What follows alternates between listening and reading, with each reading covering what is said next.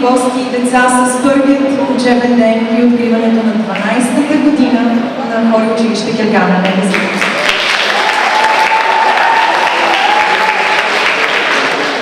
Скъпи, мили родители и деца, през последните няколко месеца се занимавах с едно изключително приятно дело да направим този наш концерт истински празник за вас, за нашите първокласници и за всичките ни ученици.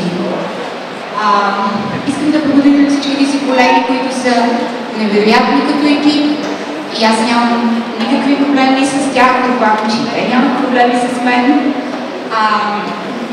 Бих искала само да ви напомня, искам да бъда кратка, да ви напомня, че в папките, които получихте, ако някой не е получил, нека да ми се обади, има моя ручка за записване и всяка информация за нашето училище и за цялото ми разписание.